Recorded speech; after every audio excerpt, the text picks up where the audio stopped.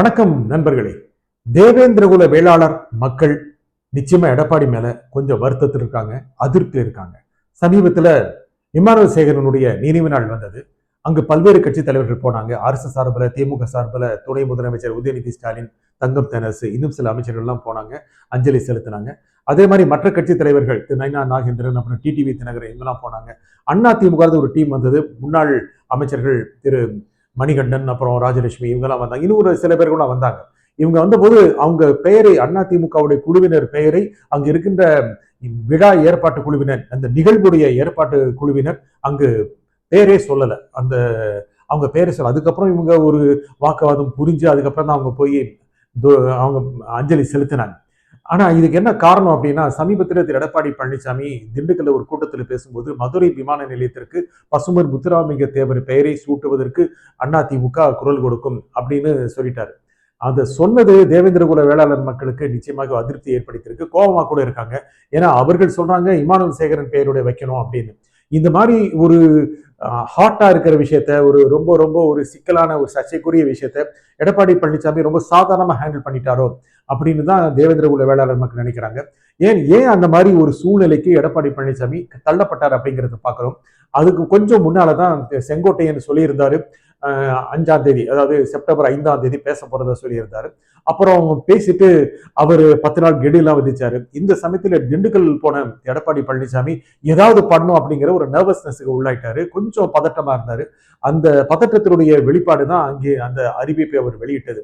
என்னன்னா, ஏற்கனவே திரு எடப்பாடி பழனிசாமிக்கு அதிக அளவுக்கான தென் தமிழகத்துல, தென் மாவட்டங்களில் பெரிய அளவுக்கு செல்வாக்கு இருக்கான்னு சொல்ல முடியாது. அதிக அளவுக்கு ஆதரவு அதிமுக இருக்கான்னு சொல்ல முடியாது. ஒரு காலத்தில் அதிமுக தேவர் கட்சி அப்படிங்கிற ஒரு அடையாளத்தோடு இருந்தது. ஏன்னா திருமதி சசிகலா செல்வி ஜெயலலிதாவோட நெருக்கமா இருந்தாங்க. சசிகலாவுடைய ஒரு ஆதிக்கம் அதிமுக அதிகம் இருந்தது. ஆகையால அது தேவர் கட்சிங்கிற மாதிரியான ஒரு அடையாளப்படுத்தப்பட்டது. ஆனா அவங்க அந்த சமூக மக்கள் அதிமுக பக்கமே இருந்தாங்க. ஆனா அவருடைய மறைவுக்கு பிறகு, செல்வி ஜெயலலிதாவோட மறைவுக்கு பிறகு எடப்பாடி பழனிசாமி கட்சியுடைய தலைவராக முதலமைச்சர் ஆன பிறகு திரு ஓபிஎஸ் கட்சியுடைய ஒருங்கிணைப்பாளர், எடப்பாடி பழனிசாமி இணை ஒருங்கிணைப்பாளராக இருந்தாலும் கூட கட்சி திரு எடப்பாடி பழனிசாமி கிட்ட தான் இருந்தது. ஆகையால என்ன சொல்லப்பட்டது அப்படின்னா, இது கவுண்டர் கட்சி அப்படின்னு சொல்லிட்டாங்க. இந்த மாதிரி ஒரு ஜாதிய வண்ணம் பூசுவதை அவர்களால் தவிர்க்க முடியவில்லை.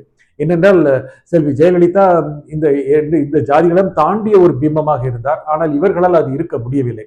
இந்த சூழ்நிலையில முக்கியமாக தென் மாவட்டங்களில் இருக்கின்ற ஓட்டுகளை கவருவதற்கு அதிமுக தவறி வருகிறது.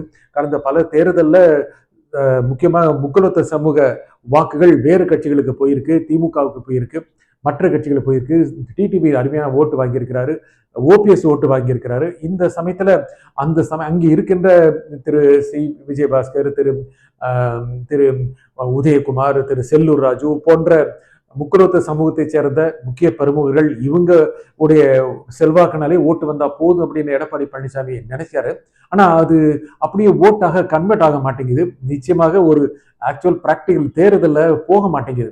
இதனால எதை எப்படி அணுகிறது அப்படிங்கிறது தெரியாதனால எப்படி இந்த ஓட்டு வந்துடணும் வரும் அப்படிங்கிற எண்ணத்துல அந்த மாதிரி ஒரு அறிவிப்பை திரு எடப்பாடி பழனிசாமி வெளியிட்டாரு. அது அவருடைய பதற்றத்தை தான் காமிச்சது. செங்கோட்டையனை எந்த அளவுக்கு செக் பண்றது அப்படின்னு நினைக்கிற சமயத்துல அங்க இருக்கின்ற ஓட் பேங்க்லயும் ஒரு பிளவை இழந்துட்டாரே அப்படிதான் தெரியுது. ஏன்னா தேவேந்திரகுல வேளாளர் மக்கள் ஓரளவு அதிமுக பாஜக அணிக்கு வந்துகிட்டு இருந்தாங்க. கடந்த, ஏன்னா திரு கிருஷ்ணசாமி, டாக்டர் கிருஷ்ணசாமி இருக்காரு, திரு ஜான் பாண்டியன் இருக்காரு, இவங்கள் அந்த சமூகத்தை சேர்ந்தவர்கள். அது தவிர மற்ற சமூக வாக்குகளும் அவருக்கு வரும். இதெல்லாம் ஓரளவு வாக்குகள் வந்துட்டு இருக்கிற சமயத்துல எடப்பாடி பழனிசாமி இந்த மாதிரி சொன்னதன் மூலமாக அந்த சமூக மக்கள் அதிமுகவுக்கு ஓட்டு போடணுமா அப்படிங்கிற எண்ணத்துக்கு வர ஆரம்பிச்சுட்டாங்க. ஏன்னா ஒருவேளை திரு கிருஷ்ணசாமியோ ஜான் பாண்டியனோ வந்தாலும் கூட அவர்களால் கன்வின்ஸ் பண்ண முடியுமா தன்னுடைய கட்சிக்காரர்களுக்கு, தன்னுடைய சமூக மக்களுக்கு அப்படிங்கிறது மிகப்பெரிய கேள்வி. இவர் இதை சொல்லியிருக்க வேண்டாம். சரி, இது சொல்லிட்டாரு, இதன் மூலம் அப்படியே முக்குலத்த சமூக மக்கள் அப்படியே எடப்பாடி பழனிசாமி பக்கம் வந்துட போறாங்களா? இல்லதானே.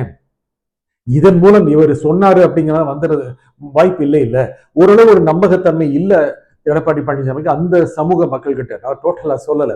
ஆனா அதனால அந்த சமூக மக்களும் இந்த அறிவிப்பு மூலமாக ரொம்ப அப்படியே மகிழ்ச்சி அடைவாங்க, போய் அப்படியே வாக்கு கொடுத்துருவாங்க அப்படின்னு வாய்ப்பு இல்லை.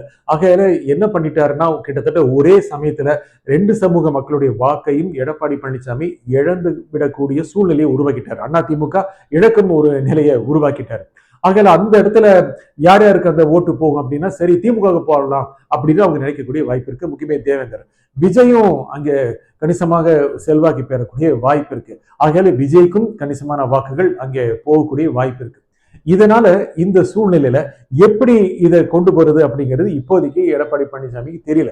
சொல்லிட்டாரு, அதை திரும்ப வாங்க முடியாது. இல்லை அப்படி இல்லை அப்படின்னு சொன்னார்னா ஏற்கனவே இருக்கிற வாக்குகளும் இல்லாம போயிடும். இதை சொல்லாமல் இருந்திருக்க வேண்டும். மிக நுட்பமான ஒரு அரசியல்வாதி, நல்ல ராஜதந்திரி, எப்படி காய்களை நகர்த்தணும் அப்படின்னு நல்லா தெரிஞ்சவர். இதனால அதிமுகவுக்கே ஒரு இழப்பை கொண்டு வந்துட்டார் அப்படின்னு முக்குலத்து சமூகத்தை சேர்ந்த நிர்வாகிகளும் பேசுறாங்க, தேவேந்திர குல வேளாளர் சமூகத்தை சேர்ந்தவங்களும் பேசுறாங்க. ஆகையால அந்த இடத்துல அதிமுக இன்னும் வளர்வதற்கான சூழ்நிலையை ஏற்படுத்தணும் அப்படின்னா அவர்கள் இன்னும் அடுத்த விதமான திட்டங்களை உருவாக்கணும். தேவேந்திர குல வேளாளர் சமூகத்துக்கு என்ன பண்ணணும், அந்த மக்களுக்காக நன்மைகள் என்ன பண்ணணும், அந்த சமூக மக்களுக்கு ஏற்ற பிரதிநிதித்துவம் கட்சியில தரப்படணுமா, அந்த சமூக மக்களை சேர்ந்த சமூக மக்கள் அதிகம் இருந்த கட்சிகளுக்கு அதிக பிரதிநிதித்துவம் தர வேண்டுமா, போட்டியிடுவதற்கு அதிக இடங்கள் தர வேண்டுமா, இதெல்லாம் மிகப்பெரிய கோரிக்கையாக இருக்கும். இதையெல்லாம் செய்தால் மட்டுமே அந்த சமூகத்துடைய மக்களுடைய வாக்குகளை வாங்க முடியும். அப்படி இல்லாம வெறும் அறிவிப்புகளை சொல்லிவிட்டு வாக்குகளை இழக்க சூழ்நிலையை எடப்பாடி பழனிசாமி உருவாக்கி இருக்க கூடாது. தேர்தல் திட்டங்கள் வகுக்கும் போது அடுத்த தேர்தலுக்கான 8 மாதங்கள் இருக்கிற சமயத்துல இனி எப்படி அப்பீஸ் பண்றது, எப்படி யாராவது காயப்பட்டிருந்தா எப்படி அதை முறைப்படுத்துவது, அந்த காயத்தை ஆற்றுவது எப்படி அப்படிங்கிற திட்டத்தை எடப்பாடி பழனிசாமி போடணும். ஆனா தன்னுடைய மண்டலத்திலேயே செங்கோட்டையன் நிச்சயமாக போர்க்கொடி தூக்கி குடைச்சல் கொடுத்துட்டு இருக்கிறாரு. அதை சமாளிக்கிறதுக்கு எடப்பாடி பழனிசாமிக்கு நேரம் இப்ப சரியா இருக்கு. அவருடைய மண்டலமே ஒரு அதிருப்திக்கு தள்ளப்படுமோ, அதிருப்தியில் தள்ளப்படுமோ, அதிருப்திக்கு உள்ளாக்கப்படுமோ அப்படின்னு எண்ணத்துல அவர் வந்துட்டாரு. அதை எப்படி பேட்சப் பண்றது, செங்கோட்டையன் என்ன பண்ணுவாரோ, அடுத்து நிர்மலா சீதாராமனை பாக்குறாரு. அங்கே பார்த்துட்டு என்ன வருமோ, நிர்மலா சீதாராமன் பார்க்கலாமா, அதிமுக கூட்டணி வச்சிருக்கிற பாஜக எடப்பாடி பழனிசாமி நீக்கிய பொறுப்புகளை நீக்கி ஒருவரை பார்க்கலாமா, இப்படி எல்லாம் வரும்போது ஒரு அதிர்வலை ஏற்படுத்துது. நிச்சயமாக இந்த கூட்டணி தொடரணுமா அப்படிங்கிற எண்ணமும் திரு எடப்பாடி பழனிசாமிக்கு வந்துருச்சு.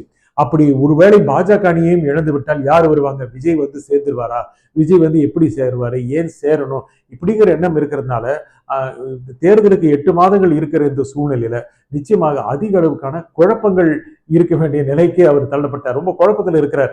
இந்த குழப்பத்திலிருந்து எப்படி மீள்றது, தேர்தல் கணக்கில் எப்படி போடுறது, பொறுப்பாளர்களை நியமிக்கும் போது எந்த விதமான ஈக்குவேஷன்ஸ் கொடுக்கறது, எந்த மாதிரி ஜாதிய அளவுக்கான பாகுபாட்டை இல்லாம எல்லோருக்கும் பங்கு கிடைக்கும் மாதிரி எப்படி செய்யறது, இதெல்லாம் அவருடைய கணக்குல முக்கியமாக இருக்கு.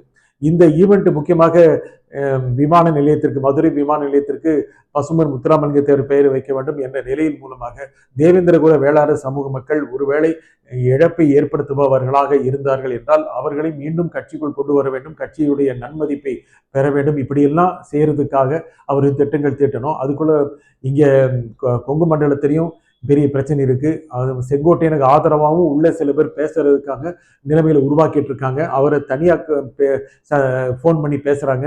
ஆனா வெளியே சொல்ல முடியாத நிலைமையில இருக்காங்க. அவர் சொல்லிட்டாரு, இன்னும் நிறைய பேர் சொல்லல. அந்த சொல்லாத நிலையை வைத்துக்கொண்டு செங்கோட்டையன் இன்னும் நிறைய பேர் தனக்கு எதிர்ப்பு காமிக்கல அப்படின்னு சொல்றாரு. இருக்கிறாங்க அப்படின்னு சொல்றது மூலமாக பாஜக ஒரு நம்பிக்கை செங்கோட்டையன் கொடுத்துட்டு இருக்காரு. அப்படி இருந்துருவாங்களோ அப்படின்னு திரு எடப்பாடி பழனிசாமி நினைக்கிறாரு. ஆகையால எல்லா சமூக மக்களுக்கும் ஒரு சமமான ஒரு கட்சியாக, எல்லோருடைய குரலும் ஒலிக்கக்கூடிய கட்சியாக அதிமுகவை அடுத்த தேர்தலுக்கு முன்பாக வடிவமைக்க வேண்டும். மறுபடியும் ஒருமுறை மாவட்ட செயலாளர்கள் கூட்டம் நடத்தி அல்லது பொறுப்பாளர்கள் கூட்டம் நடத்தி எல்லாருக்கும் எந்த விதத்துல சம பங்கு கொடுக்கிறது, எல்லாருடைய உணர்வுகளுக்கும் மதிப்பளித்து எப்படி வாய்ப்புகளை அதிமுகவுடைய வெற்றி வாய்ப்புகளை அதிகரிப்பது, இதெல்லாம் அவர் திட்டமிடக்கூடிய சூழ்நிலையில் இருக்கிறாரு. விஜய் வேற ஒரு பிரச்சார பயணத்தை ஏற்படுத்தி அவர் எங்கெங்க திரு எடப்பாடி பழனிசாமி பெரிய செல்வாக்கி உருவாக்குனாரோ அங்கெல்லாம் டென்ட்டை உருவாக்குற மாதிரி, ஓட்டை உருவாக்குற மாதிரி போயிட்டு இருக்கிறாரு. இதையும் சமாளிக்கணும். இந்த சமாளிக்கிறது தான் சேர்ந்துதான் அரசியல். சமாளிக்கிறதுல எடப்பாடி பழனிசாமி வல்லவர் தான். இது எப்படி சமாளிப்பார்னு பார்ப்போம். நன்றி, வணக்கம்.